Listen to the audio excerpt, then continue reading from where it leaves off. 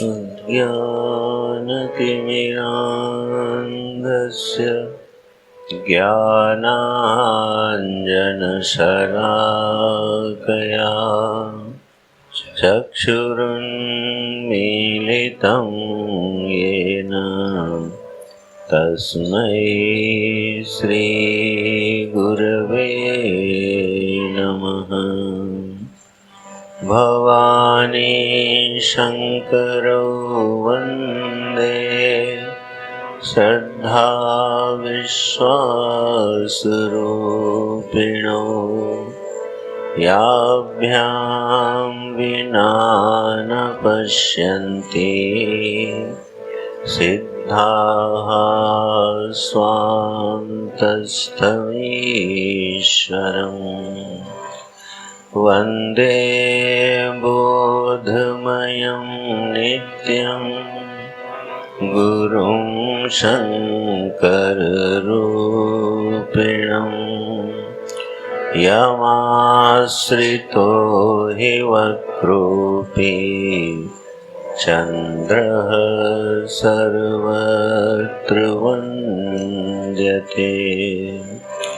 उद्भवस्थितिसंहारकारिणी क्लेशहारिणी सर्वश्रेयस्करीं सीतां नतोऽहं रामवल्लभाम्। नीलाम्बुजश्यामलकोमलाङ्गं सीतासमारोपितवामभागं पाणौ महाशायकचारुचापं नमामि रामं रघुवंशनाथम्। अतुलितबलधामं हेमशैलाभदेहं दनुजवनकृशानं ज्ञानिनामग्रगण्यम् सकलगुणनिधानं वानराणामधीशं रघुपतिप्रियभक्तं वाक्जातं नमामि। श्रीराम जय जय राम। श्रीराम जय जय राम। श्रीराम जय जय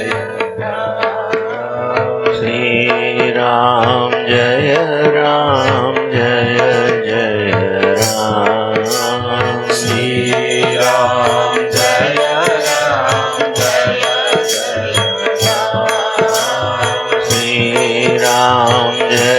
श्रीराम जय जय राम। श्रीराम जय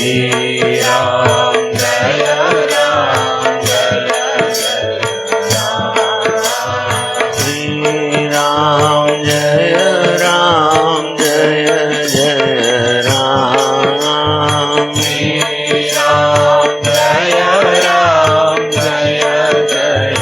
राम। श्रीराम जय श्रीराम जय जय राम। श्रीराम जय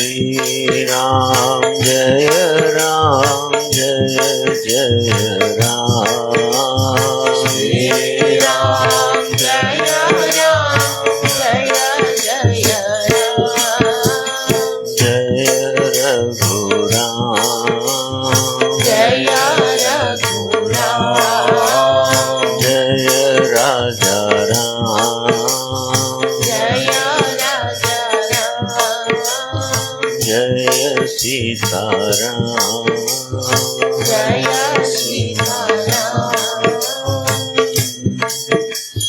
श्यावर रामचंद्र भगवान की जय हो।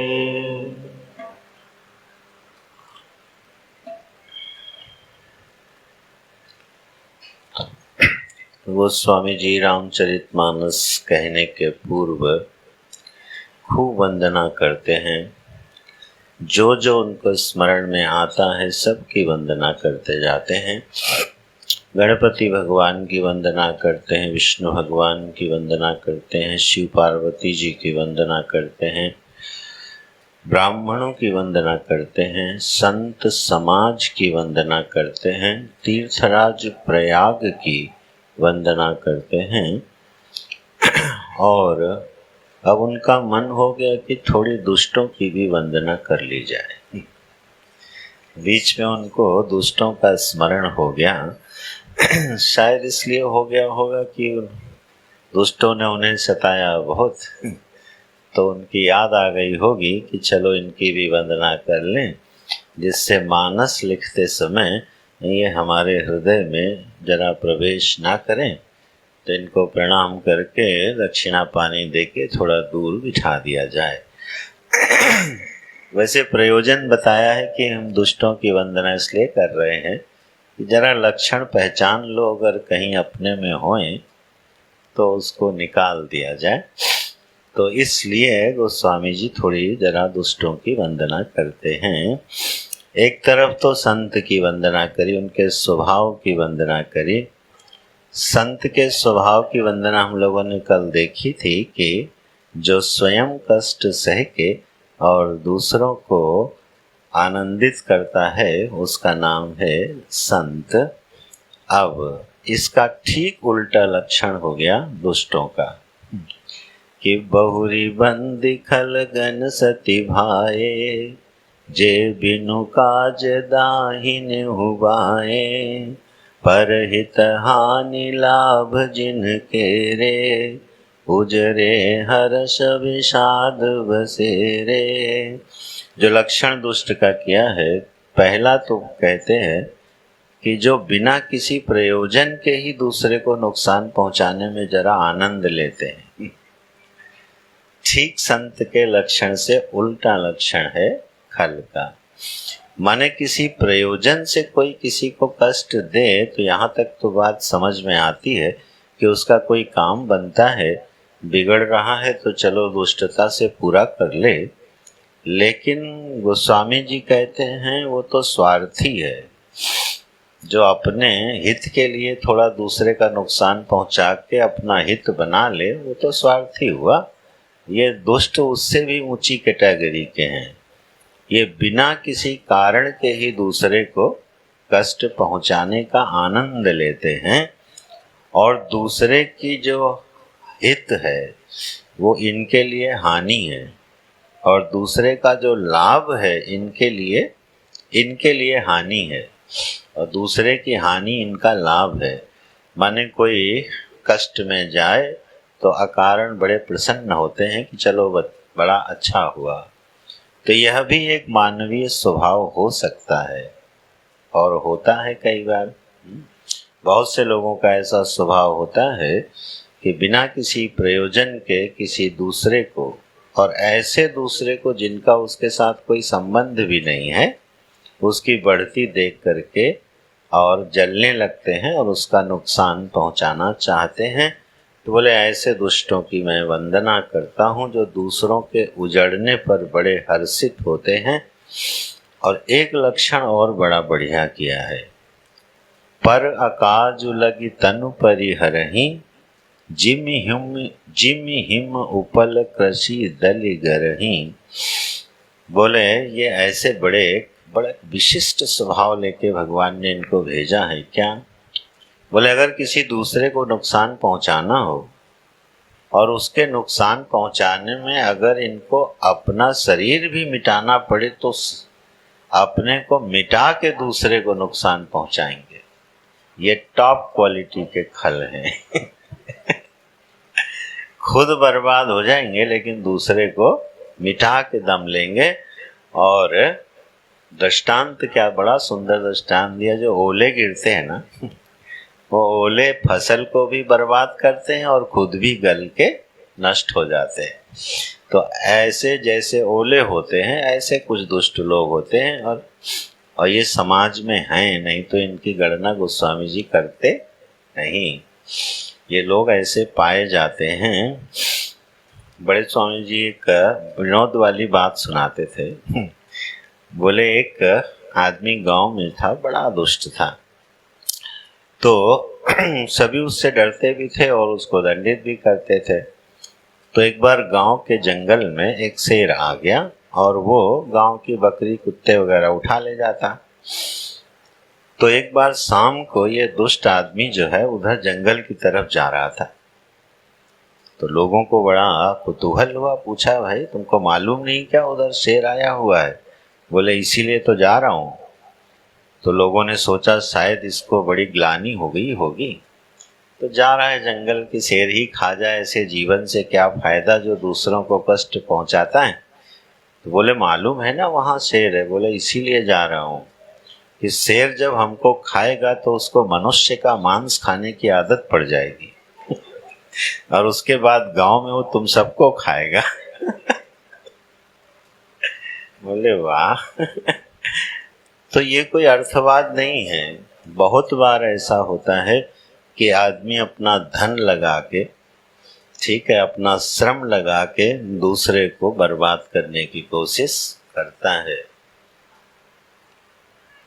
ये जो चमकती दुनिया है ना, इसके पीछे बिहाइंड द कर्टेन सीन कुछ अलग होते हैं।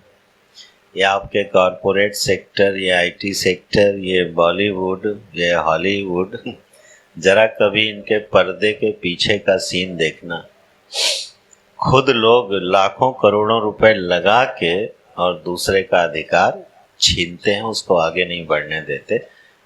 इस तरह कंपटीशन की दुनिया है। अस्तु, इस तरह से गोस्वामी जी जरा थोड़ा दुष्टों की भी वंदना करते हैं। कुछ और भी लक्षण बनाए हैं, ज़्यादा क्या गिनाना, कहीं दो चार अपने में दिख गए तो ग्लानि होगी। पता चला कि इसी लिस्ट में कहीं हम लोग भी आ गए। बचन वज्र जेहि सदा प्यारा, सहस नयन पर दोष निहारा। बोले जो उनके वचन हैं वो वज्र के समान हैं, जब भी बोलेंगे तब किसी न किसी को आहत ही करेंगे, ठीक है। और दोष देखने में तो हजारों नयन इनके खुल जाते हैं। इस तरह से ये दुष्ट हैं। मैं इनको बड़ी विनम्रता से प्रणाम करता हूँ कि जरा ये हमारी रक्षा करें, हमारे को हमें मानस लिखने दें, हमें कष्ट ना पहुँचाएं। इस तरह संत और असंत दोनों की वंदना करके गोस्वामी जी एक साम्य निकालते हैं। बोलते हैं संत और असंत के बीच में एक चीज कॉमन है। ले क्या? बंदो संत असज्जन चरना, दुख प्रद उभय बीच कछु बरना, बिछुरत एक प्राण हरि लेहि, और मिलत एक दुख दारुण देहि। बोले एक संत और असंत के बीच में एक चीज कॉमन है। क्या? बोले दोनों दुख देते हैं। अच्छा, दुख प्रद उभय, दोनों दुख देते हैं, लेकिन दोनों के दुख देने का तरीका अलग है। बिछुरत एक प्राण हरि लेहि। जब कोई संत बिछुड़ता है, कोई सज्जन पुरुष बिछड़ता है, उसका संग हमसे दूर जाता है, तो बड़ी प्राणांतक पीड़ा होती है। और जब कोई महादुष्ट हमसे मिलता है तब वो बड़ा दुख देता है। तो दोनों ही दुख देते हैं। लेकिन एक का दुख जो है वो कल्याणप्रद होता है और एक का दुख बड़ा कष्टप्रद होता है, ठीक है। जरा याद करो गोपियों को कि जब भगवान मथुरा से ब्रज से चले गए, तो ब्रज से जाने के बाद यशोदा जी की जो पीड़ा है, नंद बाबा की जो पीड़ा है, ग्वाल बालों की जो पीड़ा है, गोपियों की जो पीड़ा है, वो प्राण हरण से कम नहीं है। इतनी प्राणांतक पीड़ा है कृष्ण के वियोग से, क्यों बिछुरत एक प्राण हरि लेहि। गोपियां तो ये उलाहना देती हैं कि हमको ये नहीं पता चल रहा है कि ये हमारे प्राण अभी तक शरीर में किस कारण से रुके हुए हैं। ऐसा कौन सा उनको इससे प्रयोजन सिद्ध करना है जो ये प्राण शरीर नहीं छोड़ रहे हैं। तो ऐसा दुख होता है किसी संत के बिछुड़ जाने से। लेकिन वह दुख क्या होता है? भगवान के प्रति अनुराग पैदा करने वाला होता है, संसार से वैराग्य पैदा करने वाला होता है, हृदय में मधुर स्मृतियों को जन्म देने वाला होता है ना। हम लोगों ने थोड़ा जल्दी अपने गुरुजी को शरीर से खो दिया। उसकी पीड़ा सभी प्रियजनों के हृदय में है, लेकिन वह पीड़ा जितनी बढ़ती है उतना ही भगवान की ओर उन्मुख कर देती है, उतना ही वो चित्त के दोषों को पी जाती है, हृदय को निर्मल कर देती है और चित्त को हरि की ओर सन्मुख कर देती है। तो जो गुरुजनों का वियोग है, सज्जनों का वियोग है, संतों का वियोग है, वो हृदय को द्रवित करता है और दुष्टों का संयोग भी एक दुख पैदा करता है। आप भगवान न करे, अगर कर दे तो हमको क्या कहें। ऐसे दुष्टों से पाला पड़ता होगा, पड़ा होगा। हमारे रैना जी बैठे हैं कश्मीर में निवास करते थे। अच्छा, मैं उधर नहीं जाता। तो मिलत एक दुख दारुण देही, उपजहि एक संग जग माही, जलज जोक जिमि गुण बिल गाही। जैसे जोक होती है वो जल से पैदा होती है और कमल भी जल से पैदा होता है, लेकिन जल से पैदा होने वाला जो कमल है वो सुख और सौंदर्य प्रदान करता है, और उसी जल से पैदा होने वाली जोंक खून पीती है। माने गोस्वामी जी कह रहे हैं कि जड़ चेतन गुण दोषमय, विश्व कीन करतार, संत हंस गुण गहि पय, परिहरि बारी विकार। बोले ये जो सृष्टि है ये विधाता ने, ब्रह्मा जी ने गुण दोष में ही की हुई है। हमने इसलिए गुण दोष बताए हैं कि इनको पहचान करके गुणों का संग्रह कर ले और दोषों का परिहार कर दे, उनको त्याग कर दे, क्योंकि ये संसार पूरा गुण और दोषमय है, जड़ और चेतनमय है। संत लोग हंस की तरह इसमें गुण गुण चुन लेते हैं, और जैसे हंस दूध पी के पानी छोड़ देता है, ऐसे ही संत लोग इस जगत में से गुण का ग्रहण कर लेते हैं, गुणग्राही होते हैं और दोषों को छोड़ते हैं। ऐसा करने से हमारा ही कल्याण है। क्या कल्याण है? अभी कल मनीष से इस पे चर्चा हो रही थी कि जगत में कोई भी वस्तु न गुणमय है न दोषमय है। सारा गुण दोष कहाँ है? हमारी बुद्धि में है। ठीक है ना? तो बुद्धि से गुणों का आधान कर लेना ये संत का काम है, और बुद्धि से दोष का आधान कर लेना ये दुष्ट का काम है। ठीक है ना? एक ही दृश्य को देख करके कुछ लोग निंदा कर सकते हैं, और उसी दृश्य को देख के कवि लोग कविता कर सकते है ना। आपको याद है मानस का एक बड़ा सुंदर प्रसंग है। प्रभु श्री राम लंका में जब आक्रमण करने वाले हैं, उससे पूर्व की रात्रि में समुद्र के तट पर विश्राम कर रहे हैं और गोद में लेटे हुए हैं। किसके? किसके गोद में लेटे थे? सुग्रीव की गोद में लेटे हुए थे। सुग्रीव की गोद में लेटे हैं भगवान और चंद्रमा को देखते हैं और एक प्रश्न पूछ देते हैं कि ये जो चंद्रमा है ये काला क्यों है, इसमें ये दाग कैसे हैं? तो देखो, दाग तो चंद्रमा में दृष्टिगोचर हैं, लेकिन सबने अलग अलग व्याख्या करी कि नहीं करी? किसी ने उसमें कहा कि चंद्रमा जो है वो कलंकित है क्योंकि उसने कुछ कर्म ऐसे किए हैं, ये कलंक उसमें से झांक रहे हैं। सबने अलग अलग व्याख्या करी और सबसे मधुर व्याख्या किसने करी? हनुमान जी ने। हनुमान जी ने व्याख्या करी, प्रभु चंद्रमा जो है वो आपका भक्त है और उसने इतना आपका ध्यान किया है और आपका रंग जो है वो सांवला है, तो ध्यान करते करते आपकी छवि जो है वो चंद्रमा में झलक रही है। तो ये कालिमा क्या है? आपका, आपके ध्यान का परिणाम है। अब बताओ, दृश्य तो वही था, लेकिन देखने की दृष्टि हनुमान जी की कैसी थी? इस दृष्टि से क्या होता है, हमारा जो चित्त है वो सदा उदार भूमि में रहता है, निर्मल रहता है, पवित्र रहता है। इसलिए ये बहुत बड़ा सुंदर दिव्य गुण है किसी के अंदर अगर आ जाए कि वो हर एक में कुछ ना कुछ बढ़िया देख ले। आज की भाषा में जिसको सिखाया जाता है, बी पॉजिटिव, पॉजिटिविटी क्रिएट करो, ठीक है। हाँ, उसके लिए क्लासेस लगती है भाई, पर्सनालिटी डेवलपमेंट की क्लासेस लगती है, कैसे चित्त को पॉजिटिव करो इसकी क्लासेस लगती हैं। काश हमने गीता मानस पढ़ी होती तो इन क्लासों की कोई ज़रूरत थी ही नहीं। हिंदुस्तान में इन क्लासेस की, इन कक्षाओं की कोई ज़रूरत नहीं थी, कभी पढ़ी नहीं।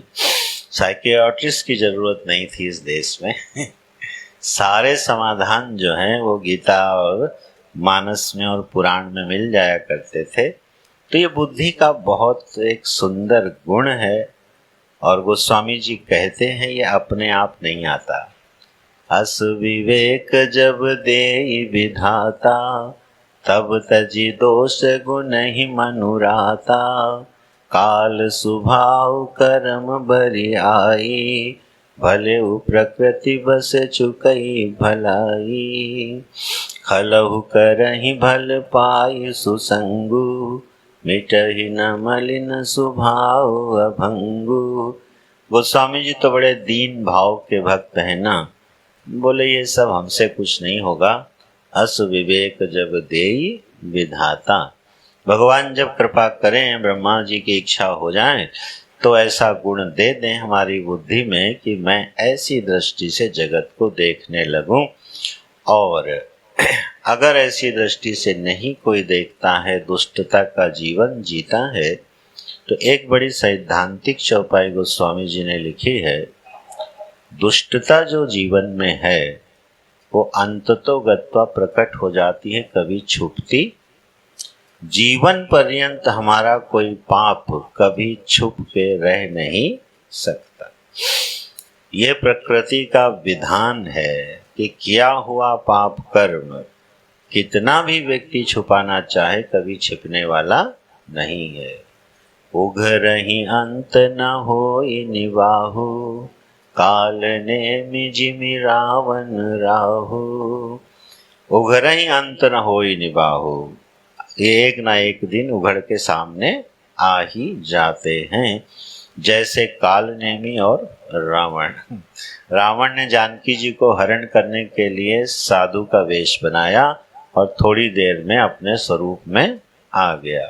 कालनेमी असुर ने हनुमान जी के सामने साधु का वेश बनाया और वो सामने आ ही गया। अच्छा, कोई गलत काम करने के लिए साधु वेश बनाने की परंपरा बड़ी पुरानी है, ये कोई नई नहीं है, त्रेता युग से चली आ रही है कि अगर किसी दुष्ट को कोई गलत काम करना हो तो सबसे परफेक्ट जो वेशभूषा है वो क्या है? इसको पहन के जो है आप आसानी से गलत काम कर सकते हो। ये इसलिए है, ये इस समाज की उदारता है। अपने सनातन वैदिक धर्म का जो समाज रहा है ना, ऋषि समाज रहा है, ऋषियों ने जो वर्ण व्यवस्था, वर्णाश्रम व्यवस्था से जो समाज बनाया है, उसमें त्यागियों का, विरक्तों का, परमहंसों का और संतों का इतना आदर रहा है, इतना आदर रहा है कि आज घोर कलयुग आने पर भी यह आदर समाप्त नहीं हुआ है। इतनी गहरी जड़ें हैं। इतने कुकर्म होने के पश्चात भी जब कभी आप गांव में हम लोग निकल जाते हैं तो इतने प्रेम से वहाँ भिक्षा मिलती है, आसन मिलता है, स्थान मिलता है। ठीक है ना। चाहे उस गांव में कोई भी साधु आके कुछ गड़बड़ भी कर गया हो, पर श्रद्धा इस समाज की हिली नहीं है, और यही बल है हमारे समाज का। तो संत का वेश धारण करके जो है ये आसान रहा होगा त्रेता युग से, इसीलिए लेकिन उघरे ही अंत न होई निबाहु। तो कोई भी पाप कर्म करने से पहले ये सोच लेना चाहिए कि ये कहीं न कहीं प्रकट अवश्य होने वाला है। हम लोग गुरु जी तो हमेशा पग पग पर कुछ सिखाते ही रहते थे, हमेशा, चाहे व्यवहार हो, धर्म हो, अध्यात्म हो। एक बार मैं गुरु जी को बिठा के ले जा रहा था, तो ड्राइविंग जो है, फास्ट ड्राइविंग गुरु जी को एक ज़माने में पसंद थी, बहुत पसंद थी। तो उनकी पसंद के अनुसार हम गाड़ी चला रहे थे, धाएं धाएं वाली। तो हमने क्या किया, लेफ्ट लेन से और एम्बुलेंस जैसा हॉर्न बजाते हुए और पूरी लेफ्ट लेन से ओवरटेक कराई गाड़ी। उस समय तो बड़े प्रसन्न हुए, बोले वाह बहुत अच्छा। लेकिन शाम को जो धुलाई हुई बोले साधु बनने का ये मतलब नहीं है कि तुमको नियम तोड़ने का लाइसेंस मिल गया है। देश के कानून को, संविधान को तोड़ने का तुमको लाइसेंस नहीं मिल गया है साधु बनने से। तेज चलाओ लेकिन नियम के भीतर रह के चलाओ, ये कोई तरीका नहीं था गाड़ी चलाने का। तो महापुरुषों के, गुरुजनों के सिखाने का जो तरीका होता है ना, वो बहुत विलक्षण होता है। अरे आपको क्या बताएं, कोई बात, कोई गलती हो जाती थी, समझ में भी आ जाता था अच्छा यहाँ ये छोटी सी गलती हो गई है। 2 साल के बाद, 3 साल के बाद वो स्टोर हाउस से बाहर आती थी, तुमने उस समय ऐसा कहा था, वो उचित नहीं था। सोचो अब 3 साल तक वो स्टोर हाउस में पड़ी हुई है।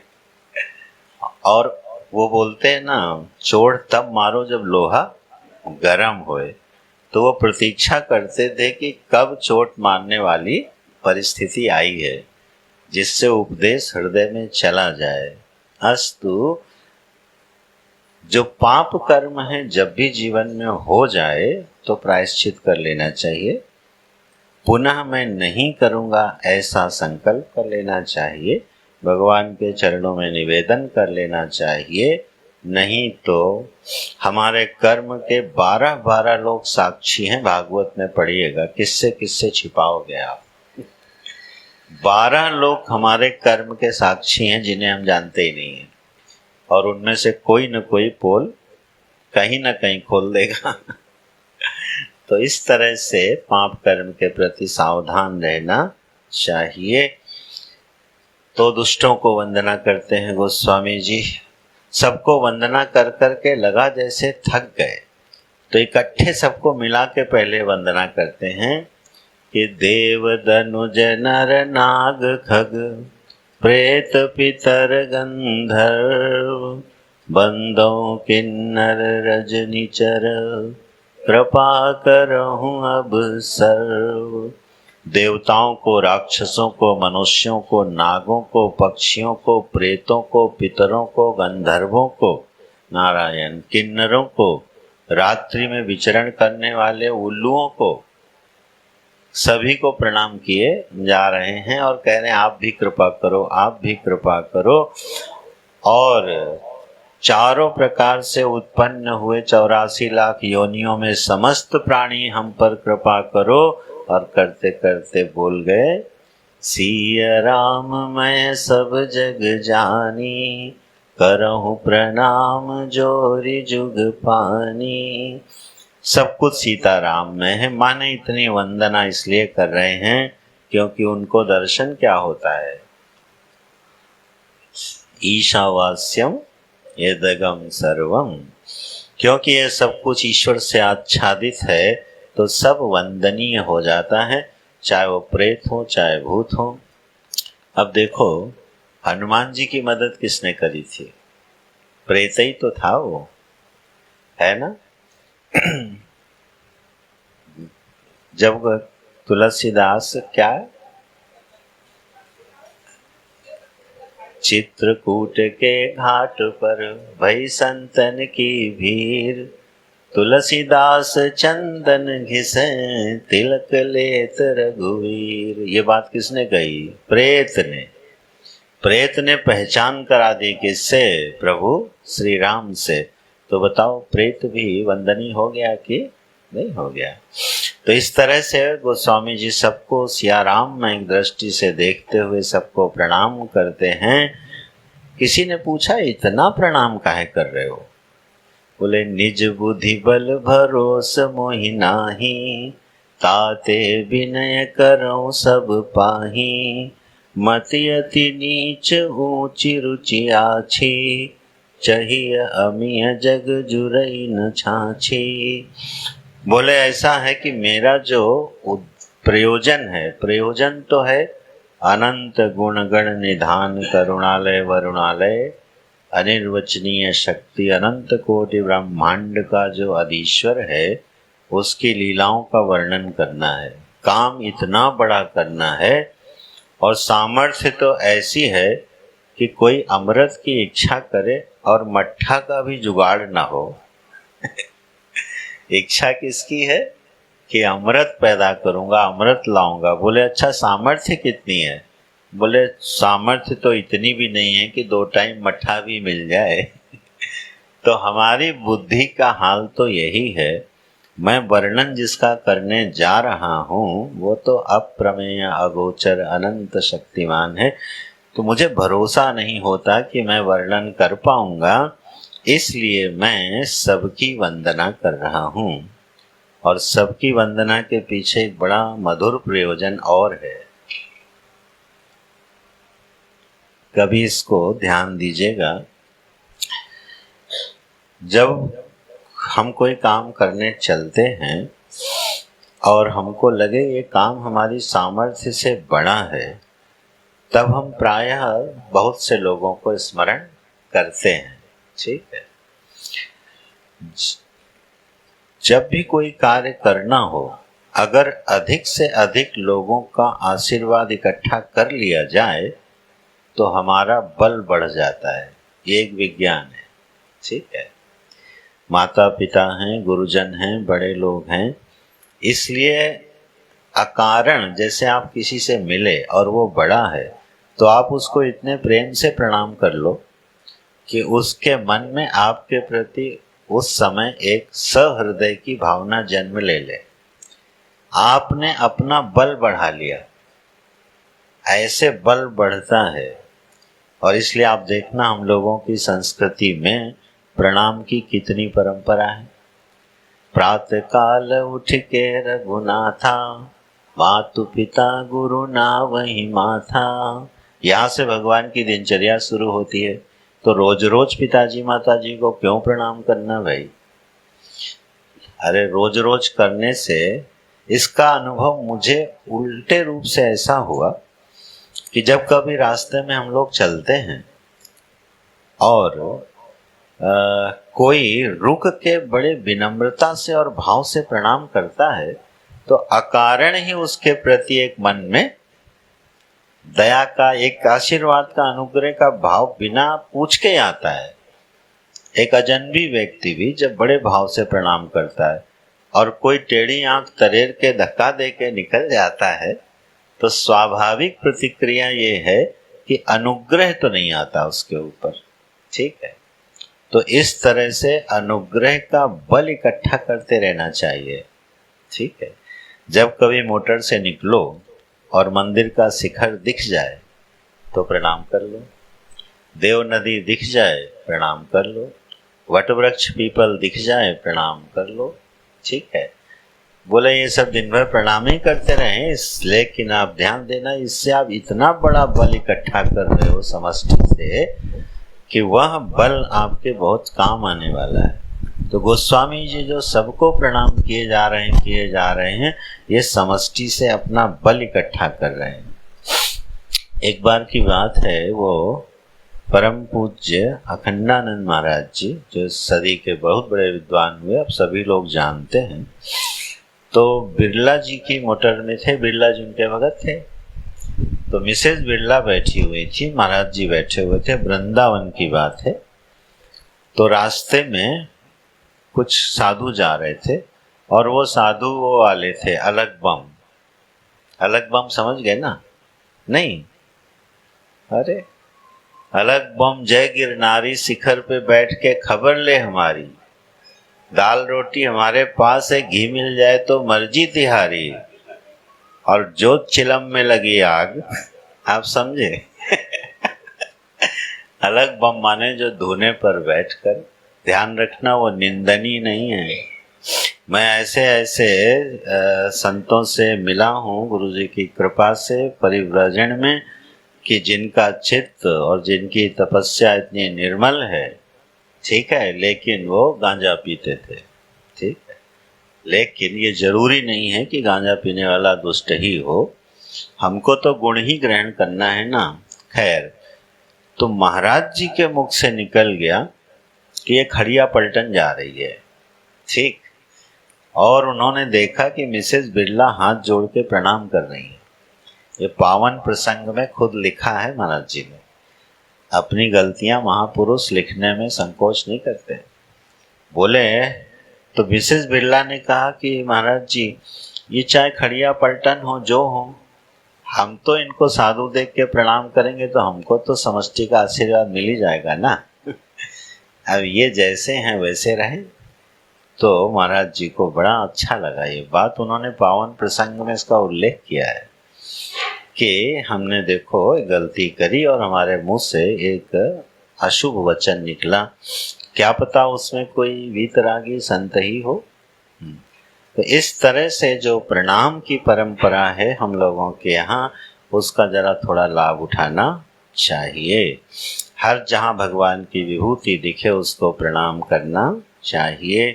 इस तरह गोस्वामी जी अब सबको प्रणाम करके धीरे धीरे अपनी मानस लिखने की ओर बढ़ रहे हैं, और बीच में अपने लिए एक बात कहते हैं जो हम लोगों के लिए बड़ी प्रेरणा वाली है। बोले तुलसीदास को जो है लोग बड़ा भारी भक्त कहते हैं, लेकिन यह तुलसी जब अपने ऊपर दृष्टि डालता है तो इसको बड़ी ग्लानि होती है कि कहाँ ये तुलसी और कहाँ ये राम जैसे उसके स्वामी। इतने बड़े उदार स्वामी का ये सेवक जो है तुलसी कैसे हो सकता है? क्यों? बंचक भगत कहाई राम के, किंकर कंचन कोह काम के, तिन मह प्रथम रेख जग मोरी, धींग धर्म ध्वज धंधक धोरी। ये एक सूत्र जैसे दे दिया। बंचक भगत कहाई राम के, बंचक माने होता है ठग। बोले अपने को मैं भक्त भक्त कहलाता हूँ, लेकिन असली बात तो यह है किंकर मैं किसका हूँ? किंकर कंचन कोह काम के। लोकेशना से, पुत्रेशना से, वित्तेशना से, तीनों का नाम ले लिया है। तीनों ऐशनाओं से हृदय भरा हुआ है। ये किंकर माने गुलामी तो करता है इनकी, और प्रसिद्धि इसको क्या है? ये सेवक किसका है? राम जी का। तो ये तो बड़ी ठगने वाली बात हो गई। तो ये सूत्र है थोड़ा अपने हृदय में, हृदय के दर्पण में अपना चेहरा देखने की।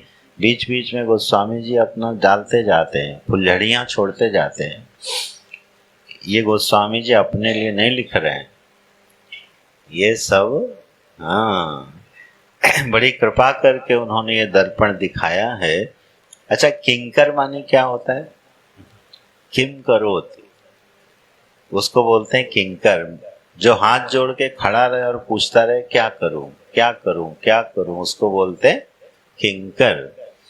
तो जब हम राम जी से पूछें अब प्रभु बताओ क्या करें, अब बताओ क्या करें, अंतर्यामी प्रभु से या साक्षात गुरु के रूप में उपलब्ध हुए परमेश्वर के सामने हम हाथ जोड़कर खड़े रहें और पूछें अब बताइए मैं क्या करूं, तब तो हम किंकर हुए भगवान के। लेकिन कई बार होता उल्टा है, क्रोध भाई साहब, काम भाई साहब, लोग भाई साहब इस पे कब्जा जमाए रहते हैं और हाथ जोड़ के हमको इन्हीं के सामने खड़ा होना पड़ता है। तो ये जरा ठगने वाली भक्ति है। और ऐसी एक बड़ी सुंदर चौपाई लिखी है गोस्वामी जी ने कि भरोसा तो करता है दुनिया पे और भगत कहता है मुझे अपना। क्या है चौपाई? हाँ, मोर दास कहाई नर आशा, करो तो काह करे विश्वासा। बोले भगवान के आगे खड़ा होके क्या कहता है, मैं आपका दास हूं। और आशा कहाँ से है? दुनिया भर से उम्मीद लगा के बैठा हुआ है मन, और मंदिर में जाके क्या बोलते हैं, हे प्रभु मैं आपका हूँ, आपका दास हूँ। तो भगवान को हंसी आ जाती है। मोर दास कहाई नर आशा, कहो करई तो कहो तो काह विश्वासा। माने भगवान करें यार मैं तुम्हारा विश्वास कैसे करूं? अगर तुम हमारे दास हो तो दास का भरोसा किस पे रहना चाहिए? स्वामी पे। तो भरोसा अगर हमने बहुत ज्यादा इधर उधर टिका के रखा है तो याचक बन के घूमना पड़ेगा। ठीक है, ये समस्या चारों आश्रमों में, जो सन्यास आश्रम है ना, उसमें इसकी संभावना बहुत ज्यादा रहती है। जिस आश्रम में हम लोग हैं उसमें जितने लोग हैं अगर उस पर ध्यान दें, यह समस्या सन्यास आश्रम में बड़ा विस्तार ले लेती है। ठीक है, क्योंकि जितने भी आश्रम हैं वो व्यवहारिक रूप से किस पे आश्रित हैं? गृहस्थ आश्रम पे। तीनों आश्रमों का आश्रय किस पे है? गृहस्थ आश्रम पे। और सन्यासी का तो टोटली उसी पे है। जिसने सारा संबंध जगत से तोड़ दिया है, उसके आश्रमों की, उसके भोजन की, उसके वस्त्रों की व्यवस्था का जिम्मेदार कौन है? समाज। तो सन्यासी बाबा धीरे धीरे से आशान्वित किस पे हो जाते हैं? भगत राम पे। और ये दुर्घटना घटती है। ठीक है, ये हम सभी को जरा देख लेना चाहिए कि आशा कहाँ टिक गई, भरोसा कहाँ टिक गई। इसीलिए आप ध्यान देना, जो भिक्षा का विधान था वो भिक्षा का विधान ये था कि किसी एक घर से निरंतर भिक्षा नहीं लेनी है। क्यों? अगर एक ही घर से निरंतर भिक्षा लेते रहे तो आशा कहाँ टिक जाएगी? उसी घर पे टिक जाएगी और राम जी से आशा छूट जाएगी। जयदयाल गोयनका जी किसी संत के पास गए और उस दिन बड़ा सुंदर भोजन लेके गए, प्रसादी। तो उनके मुख से ऐसे ही निकल गया कि आज तो आप इतना बढ़िया भोजन लाए हो, कल कौन लाएगा? अब जिस भाव से कहा हो तो गोयनका जी ने कहा जो आज लाया है वही कल भी लाएगा। ठीक है, तो भिक्षा का विधान, रहने का विधान, किस तरह से आश्रम में रहना है, किस तरह से जीवन की चीजों पर जगत का आश्रय लेना है, ये बड़ा जटिल विज्ञान है ना। कई बार ऐसा होता है लोक संग्रह के नाते हम ईश्वर का आश्रय छोड़ के कहाँ चले जाते हैं? जगत पे। क्यों? अनाथालय बनाना है, अच्छा गौशाला बनानी है, मंदिर बनाना है, पैसा चाहिए। ठीक है, तो उसका आश्रय क्या हो गया? ये बड़ा व्यक्तिगत मामला है। हम अपने ही समाज का दृष्टांत आज ले रहे हैं। बाकी सभी लोग अपने अपने हृदय में विचार कर लें। तो भगवान को जरा थोड़ा हंसी आती है क्या कि मैं कहता है कि मैं तुम्हारा दास हूँ, और विश्वास जगह जगह लिया, ये माने भगवान को अच्छा नहीं लगता है। ठीक है, अगर इसका ठीक उलट हो जाए, भगवान ने अगर मुझे किसी काम के लिए चुना है, तब ये जिम्मेदारी उनकी है कि वो प्रेरणा देंगे, और अगर उस काम के लिए आपको चुना नहीं गया है तो वो लोगों को प्रेरणा नहीं देंगे। ठीक, इसलिए भरोसा कहाँ रहना चाहिए? ईश्वर के विधान पर। नहीं तो भरोसा अगर शिफ्ट हुआ तो धीरे धीरे माया रानी ऐसा जाल पकड़ाएंगी, ऐसा जाल पकड़ाएंगी कि सुबह से उठते ही चिंतन किसका होगा? भगत राम का, भगवान का नहीं होगा। भगत राम का चिंतन होगा। उठते ही व्हाट्सएप पे बैंक का मैसेज देखा जाएगा, रात में किसी ने पैसा तो नहीं डाल दिया है। अगर आपकी ऐसी वृत्ति होने लगे तो समझ लेना कि माया रानी हृदय में प्रवेश करी जा रही।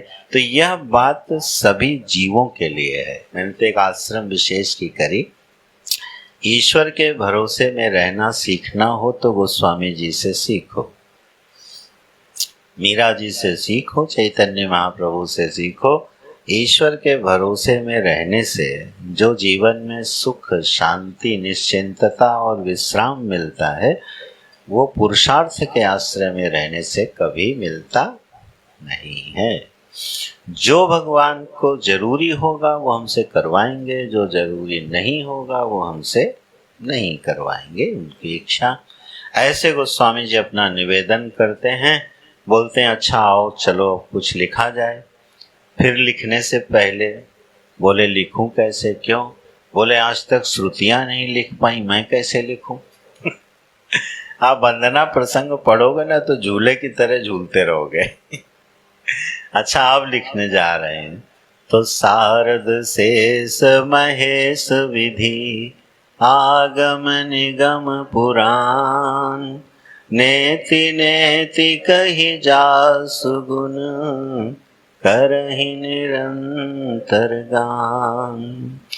बोले अब बताओ सरस्वती जी, शेष भगवान, भगवान शिव, विधाता, वेद, आगम शास्त्र और पुराण नेति नेति कह के थक गए, बोले हम नहीं लिख पाएंगे। ठीक है, तो गोस्वामी जी से किसी ने पूछा जब ये सब थक गए तो तुम काहे उछल रहे हो? तो बोले सब जानत प्रभु प्रभुता सोई, तदपि कहे बिनु रहा न कोई। बोले भगवान बड़े विचित्र हैं भाई। एक तो उनका वर्णन नहीं किया जा सकता, ब्रह्मा विष्णु महेश शारदा ये सब कह गए, इनका वर्णन नहीं किया जा सकता।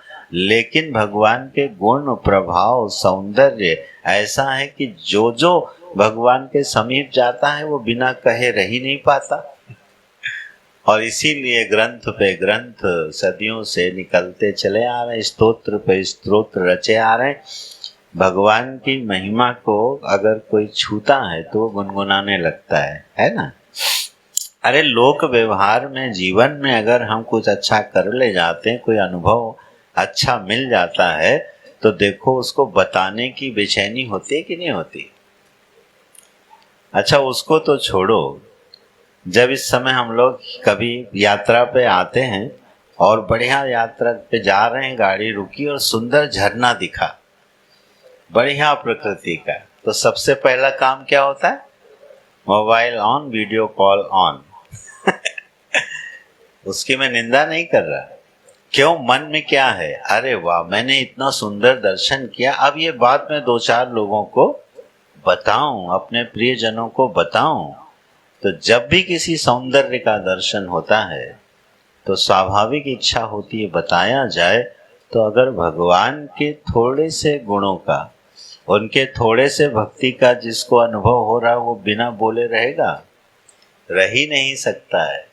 सूरदास जी हजारों पद लिख गए, मीरा जी हजारों पद लिख गई। इतने ग्रंथ इस हिंदुस्तान की धरती पर आ गए हैं और हर एक ग्रंथ कहीं न कहीं नया लगता है। वही भगवान के गुणगान इतने संतों ने इतने तरीके से गाए हैं, लेकिन आप कितने बार भी पढ़ो, कितने बार भी सुनो, कहीं से भी पढ़ो सुनो, वो हर बार एक नए रस की उत्पत्ति करते हैं। तो इसको भाई कहे बिना तो रहा नहीं जाता, इसलिए मैं भी कहूँगा। बोले अच्छा कहो। तो अब थोड़ा कहना शुरू किया और 4-5 चौपाइयों में बड़ी भगवान के पूरे सगुण निर्गुण का वर्णन भी कर गए। एक अनीह अरूप अनामा, अज सच्चिदानंद परधामा, व्यापक विश्वरूप भगवाना, तेहि धरि देह चरित कृत नाना, सो केवल भगतन हित लागी, परम कृपाल प्रणत अनुरागी, जेहि जन पर ममता अति छोहु, जेहि करुणा करि कीन न कोहु, गई बहोर गरीब निवाजु, सरल सबल साहिब रघुराजु, बुधवर नहीं हरि जानी, करहि पुनीत सुफल निज बानी, तेहि बल मैं रघुपति गुण गाथा, कहियो नाई राम पद माथा। बोले अच्छा चलो मैं भी गाता हूँ। तो कहाँ से शुरू किए? एक अनीह अरूप अनामा, अज सच्चिदानंद परधामा, व्यापक विश्वरूप। ये परिचय दे दिया उन्होंने भगवान के स्वभाव का, जो हम लोग प्रातःकाल उपनिषद में जिसका मनन कर रहे हैं, उसको गोस्वामी जी ने यहाँ 2 चौपाइयों में दे दिया कि ये भगवान कैसे हैं। अब कहते हैं वही भगवान, वही ईश्वर, सो केवल भगतन हित लागी, परम कृपाल प्रणत अनुरागी। वही परमात्मा केवल भक्तों का हित करने के लिए परम कृपा से भर के और प्रणत के प्रति अनुरागी होता हुआ देह धारण कर लेता है। भगवान के देह धारण करने का जो मुख्य निमित्त है वो क्या है? सो केवल भगतन हित लागी। केवल भक्तों का हित करने के लिए, उनके हृदय में आह्लाद उत्पन्न करने के लिए वह परम कृपालु भगवान प्रार्थना से द्रवित हो करके और अरूप अनाम अज परमात्मा जन्म लेकर के एक रूप धारण कर लेता है। इस ब्रह्मांड में, इस ब्रह्मांडीय विधान में जो अलौकिक घटना है, ये शायद सबसे अलौकिक घटना अगर कोई है तो वो है अजन्मा का जन्म ले लेना, अरूप का रूप वान हो जाना। और इस बात को दुनिया के अधिकांश दर्शन स्वीकार नहीं कर पाए तो वो अभागे हैं, इतना ही कहा जा सकता है। भगवान के इस माधुर्य का, भगवान की इस सगुण अभिव्यक्ति का जो रस है, उससे वो पूरी तरह से वंचित रह गए। इससे ज़्यादा आप कुछ नहीं कह सकते हो। इस पे बहुत तर्क देने की कोई ज़रूरत नहीं है। सिर्फ इतना ही मन में कभी लगे कि अच्छा भगवान अवतार भी लेते हैं क्या, तो जो निर्गुण है वह अपनी माया से जब यह सृष्टि बन सकता है, तो फिर इस सृष्टि में कोई रूप धारण करके अवतार नहीं ले सकता क्या? बड़ा सीधा सा विज्ञान है। हमारे मन का जो संकल्प है वो अरूप होता है कि नहीं होता? लेकिन प्रगाढ़ हो जाए तो वही रूपवान हो जाता है कि नहीं हो जाता? हमारा हर संकल्प जब प्रगाढ़ होता है तो वो एक आकृति धारण कर लेता है, ये विज्ञान है। सूक्ष्म का स्थूल होने का ये विज्ञान है। आप शिद्दत से कोई चीज चाहो, बड़ी लगन से कोई चीज चाहो, थोड़े ही दिन में वो आपके सामने उपस्थित हो जाएगी। चाहा कहाँ था आपने?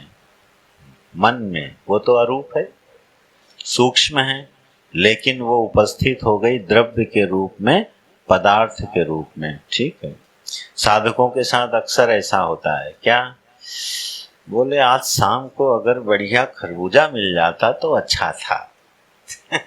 ऐसा सोच के वो निकल गया और पता चला शाम को कोई खरबूजा लिए चला आ रहा। ये तो बड़े छोटे सी बात है। समष्टि में उस संकल्प ने एक हलचल कर दी, किसी को प्रेरणा दे दी और उसको मूर्तिमान कर दिया। हमारी हर इच्छा, हमारा हर संकल्प मूर्तिमान होता है, तो परमात्मा अपने संकल्प से क्या मूर्तिमान नहीं हो सकते? तो लेकिन होंगे क्यों? उनको क्या जरूरत पड़ी है? बोले कोई बुलाने वाला चाहिए। जब तक कोई बुलाने वाला नहीं मिलेगा, भगवान कोई आकृति लेने वाले नहीं हैं। इसलिए गोस्वामी जी बड़ी सावधानी से एक शब्द डाले हैं, परम कृपाल प्रणत अनुरागी। भगवान अनुरागी किसके लिए? बोले जो उनके दंडवत करके उनके चरणों में गिरा पड़ा है। और बोले जो दंडवत करके नहीं गिरा, बोले उसकी ओर ध्यान नहीं देते। वो बोले बड़े अजीब हैं भगवान, ये तो मनुष्य जैसे हो गए। जो उनकी चापलूसी करे उसके पक्ष में चले जाएं, है ना। और जो चापलूसी न करे उसके पक्ष में न जाएं। बोले ऐसा नहीं है। अरे भाई, प्रणत के प्रति अनुराग विशेष होता है। ठीक है। हमारे 3 पुत्र हो गए, तीनों हमसे प्रेम करते हो गए। ठीक है। लेकिन एक विशेष रूप से आपकी सेवा करता होवे, आपकी गोद में आके बैठ जाता हो, आपके चरण पकड़ लेता हो, तो आपका अनुराग उधर बढ़ेगा कि नहीं बढ़ेगा? ये बड़ा स्वाभाविक सा नियम है। सेवा से ही अनुराग बढ़ता है। ठीक है। तो भगवान का अनुराग भी ऐसा ही है। वो तटस्थ हैं। आप सेवा नहीं करोगे तो वो तटस्थ रूप से आपके साथ हैं, साक्षी अंतर्यामी रूप से तो सभी के साथ है। लेकिन जो प्रणत हो जाता है, भगवान उसके साथ हो लेते हैं। और कई बार इतना साथ हो लेते हैं कि वो उससे कहने लगते हैं, अरे भाई आओ दंडवत प्रणाम करो, प्रसाद चढ़ाओ, कहाँ चले गए तुम? भक्ति में ऐसा भी हो जाता है कि भक्त भूल जाता है और भगवान याद दिलाते हैं, क्या आज भोग नहीं लगाएगा? प्रयागराज में दद्दा थी ना, मिले हो ना, 99 या 100 वर्ष की आयु तक रही। गुरुजी उनसे मिलने जाते थे। क्या दिव्य मूर्ति थी। लगभग 100 वर्ष की आयु तक रही, राम जी के साथ ही सोती थी। ठीक है। और अगर उस दिन किसी भी दिन राम जी को भोजन अच्छा नहीं मिला है, तो राम जी उनके मन में आके बोलते थे, दादा आज जरा खाना बढ़िया नहीं आया है। ठीक है। हाँ।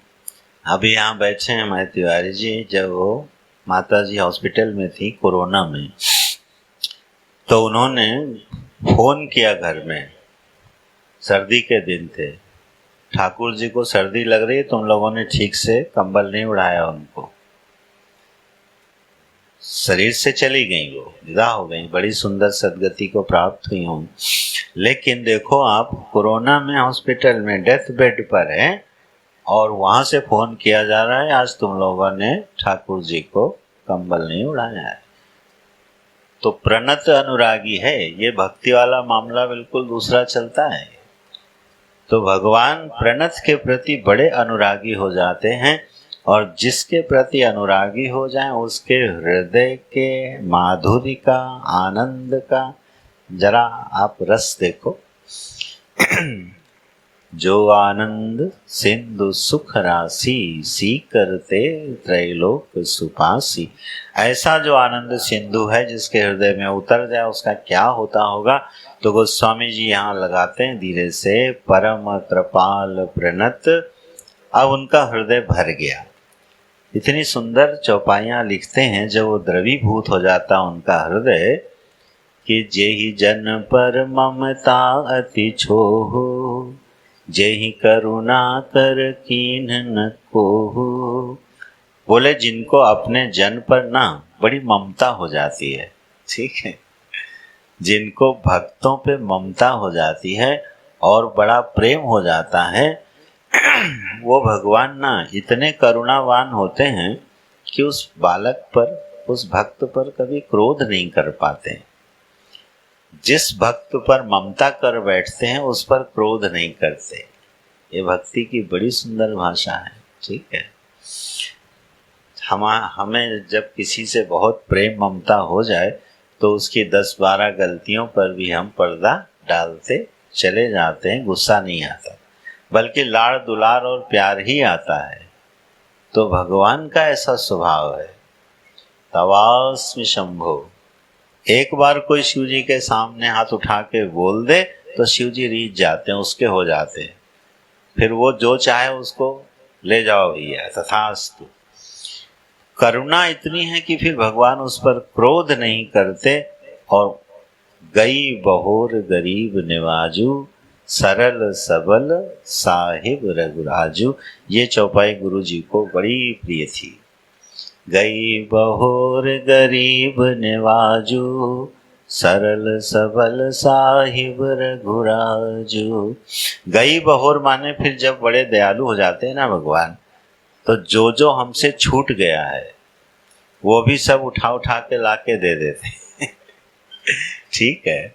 और जो नहीं मिला है वो भी ला के दे देते हैं। उस गरीब के निवाजू हो जाते हैं, गरीब निवाज दीन बंधु हो जाते हैं। ढूंढ ढूंढ के उसको ला के चीजें देते रहते हैं। जो उसकी गई हुई वस्तु है उसको फिर से प्राप्त करा देते हैं। और आगे क्या लिखते हैं, भगवान बहुत सरल हैं, ठीक, लेकिन केवल सरल ही नहीं है, सबल भी हैं। सरल सबल साहिब रघुराजू। केवल सरल हो और सबल ना हो तो सामर्थ्यहीन हो गए। तो सरलता भी है भगवान में और सबल भी है। ये है भगवान का गुण, और यही गुण उनके भक्तों में भी अंश मात्र में आने लगते हैं। भक्त भी सरल होता है और सबल होता है, दीन नहीं होता। भगवान का भक्त कभी दीन नहीं होता है। क्यों इतना सबल हो जाता है? तो भगवान कैसे हैं? बोले बहुत सरल हैं और सबल इतने हैं कि कुछ भी उलट पलट कर सकते हैं, क्योंकि पूरी सृष्टि के मालिक हैं। ऐसे रघुराजू मेरे प्रभु हैं। बोले ऐसा जान करके अब मैं लिखूंगा, बुध बर नहीं हरि जस अस जानी, करहि पुनीत सुफल निज वानी। बोले जो बुद्धिमान लोग हैं वो भगवान के जब यश का वर्णन करते हैं ना, तो पहले भगवान के स्वरूप को ऐसा समझ लेते हैं। क्या समझ लेते हैं? ये हैं 5 चौपाइयाँ, ठीक है। 12 नंबर दोहे के बाद की ये 5 चौपाइयाँ हैं, जिसमें गोस्वामी जी ने भगवान के स्वभाव का वर्णन कर दिया, ठीक है, और उनके प्रभाव का भी वर्णन कर दिया। तो भगवान के प्रभाव को, भगवान के स्वभाव को ठीक से समझ करके जो समझदार लोग हैं फिर भगवान के यश का गान करते हैं। और इसको बिना समझे जब यश का गान करते हैं तो भगवान भी उनकी वाणी सुन के माथा पीटते हैं। सरस्वती जी सिर धुन धुन के पछताती हैं कि किसके हृदय में हम चले गए। श्रुति जो है डरती है। ऐसा एक वचन है जो भगवती श्रुति है ना, जब अधकचरे विद्वान के हाथ में जाती है तो कांपने लगती है। भगवती श्रुति कांपने लगती। बोले क्यों? बोले पता नहीं ये हमारा क्या अर्थ करेगा अभी क्या अर्थ निकाल लेगा पता नहीं। आपको मालूम है गीता जी पर 740 टीकाएं प्रामाणिक रूप से उपलब्ध हैं, बाकी तो अप्रामाणिक तो पता नहीं कितनी है। ठीक है, 740 टीकाएं हैं गीता जी पर। ठीक है, और वो सभी अर्थवान हैं ऐसा जरूरी? सबने अपने अपने छक्के मारे हैं जोरदार। अरे एक सज्जन तो गुरुजी से मिले, बोले गुरुजी हमने ग्रंथ लिखा है। क्या? बोले गीता में विसंगतियां, गीता में भगवान से कहां कहां बोलने में गलती हो गई है, इस पर उन्होंने ग्रंथ लिख मारा है कि कहां भगवान उल्टी पलटी बात कर गए। ठीक है, तो ऐसे ऐसे तो विद्वान लोग हैं अपने देश में, और सबको अपनी वाणी की क्या फ्रीडम ऑफ स्पीच हमारे संविधान में है आप कुछ भी बोलो, लेकिन ऐसा नहीं है। गोस्वामी जी सावधान कर रहे हैं, बुध बर नहीं हरि जस अस जानी। पहले भगवान के स्वभाव को थोड़ा समझ तो लो, अपने जीवन के अनुभव की धारा में उनको कहीं स्थान तो दे दो। भगवान कृपालु हैं, पहले 10, 20, 50 बार कृपा का अनुभव कर तो लो, तब जो लिखोगे तो वो हृदय को छुएगा भी और भगवान के सही यश का वर्णन भी करेगा। ठीक है, भगवान सर्वज्ञ हैं। ठीक है, अब एक बड़ा मजेदार बात है ये, भगवान सर्वज्ञ हैं, ये बात हम जानते हैं। अगर ये बात हम जानते हैं तो भगवान अल्पज्ञ हो गए कि नहीं?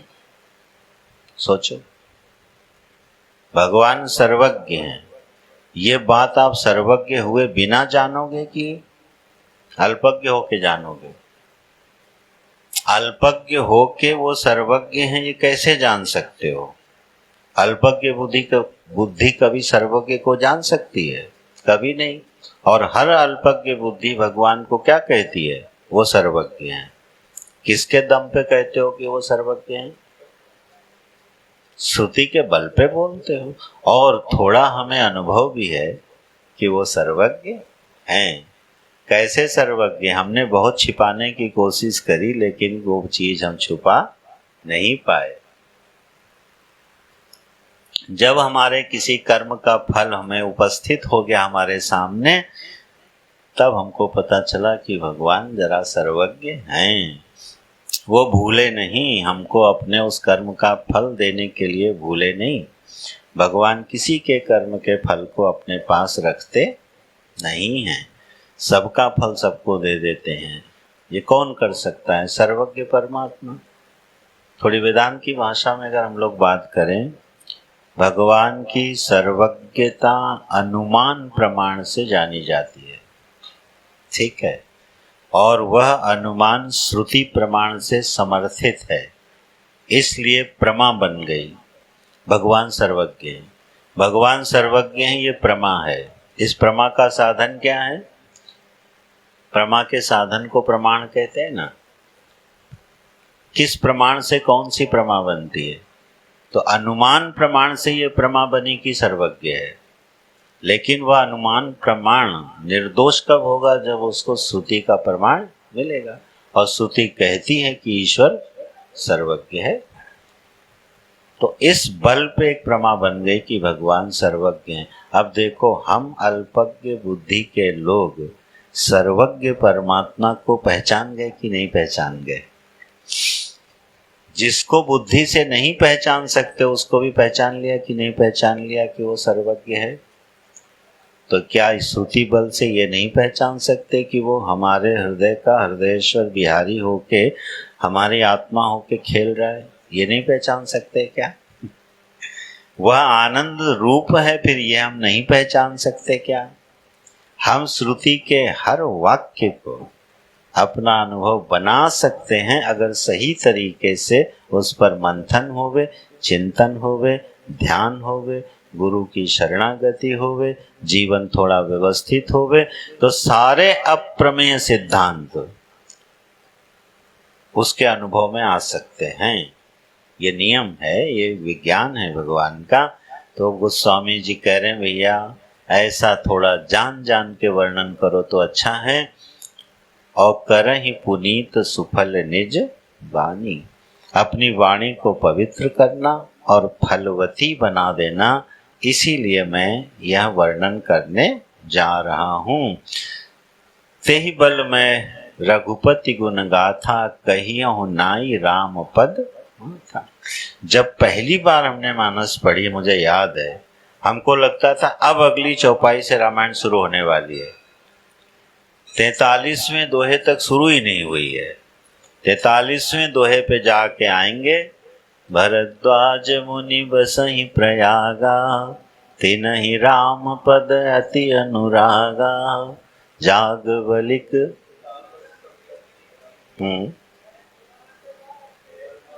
देखिए, जागवलिक कई कथा सुहाई, वहां तक क्रम ठीक है, मनीष ने सही क्रम पकड़ा था। हाँ, तो वो वहां से जाके फिर याज्ञवल्क्य और भरद्वाज मुनि का संवाद शुरू होता है। अब देखो यहाँ क्या कह रहे हैं, अभी ये दोहा नंबर है 12वां। तेहि बल मैं रघुपति गुण गाथा, कहियहु नाई राम पद माथा। अब राम जी को भी प्रणाम हो गया, अब होने वाली है शुरू कथा। और मुनिन प्रथम हरि कीरति गाई, तेहि मग चलत सुगम मोहि भाई। यहाँ पर आके बोले अच्छा, और सावधान भी कर लिया, देखो मैं कुछ ऊट पटांग नहीं गाऊंगा। महाजनो येन गतः सपंथः, सपंथा, महाजनो येन गतः सपंथा। तो यह श्रुति का वचन है, ये वेद वचन है। महापुरुष जिस रास्ते से चले गए भाई, सबसे सरल मार्ग यही है कि उनके पीछे पीछे चले जाओ। काहे को जिम्नास्टिक करना, काहे को नए मार्ग बनाना। अच्छा बताओ, ये कोई बुद्धिमानी है क्या कि हमको ऋषिकेश जाना हो और सरकार ने बढ़िया हाईवे बना के रखा है, बोले हम अपने बल और पुरुषार्थ से ही जाएंगे, नई सड़क बनाएंगे, उसी से ऋषिकेश जाएंगे। ये कोई बुद्धिमानी है क्या? अरे अच्छा हाईवे बना है, कोई गाड़ी का इंतजाम करो, पेट्रोल का इंतजाम करो, सुख से बैठो चले जाओ। इसमें कौन सा बल और पौरुष है कि आप नई सड़क बनाओगे ऋषिकेश जाने के लिए। गोस्वामी जी क्या कह रहे हैं, मुनि प्रथम हरि कीरत गाई, तेहि मग चलत सुगम। बड़े सभी मुनियों ने भगवान के यशोगाथा गा रखी है, ये तुलसी को तो वही मार्ग सरल है। ओ अति अपार जे सरित बर, जो नृप श्रेतु कराही, चढ़ पिपीली कौ परम लघु, बिनु श्रम पार ही जाय। तो ऐसे बड़े सुख से गोस्वामी जी मानस लिखने वाले हैं। अब आगे किसको प्रणाम करेंगे कल देखते हैं। श्याम रामचंद्र भगवान की जय। हम लोग जरा थोड़ी देर आज कीर्तन सुनेंगे, तब तक आप लोग तैयारी कर लो। सन्निष्ठानंद जी हैं, हमारे बद्रीनाथ में रहते रहे बहुत दिनों तक, भगवान को कीर्तन सुनाते थे। तो बड़ा प्यारा कीर्तन होता है, मूड की बात है भाई। पर हमको आज भी याद है बद्रीनाथ जी की जो पहली वाली कथा थी, जो पहली वाली कथा हुई थी, उसमें जो कीर्तन हुआ आज भी स्मरण उसका हृदय को ना गुदगुदा देता है। इतना दिव्य, ये तो भगवान कृपा से ही होता है। तो आइए 2 मिनट हम लोग हरि नाम संकीर्तन सुनते हैं और तब तक तैयारी कर लो बात कर। प्रेम मुदित मन से कहो राम राम राम, श्री राम राम राम, श्री राम राम राम, हरि ओम हरि ओम, श्री राम राम राम। वो सुनाओ, नारायण का सुनाओ।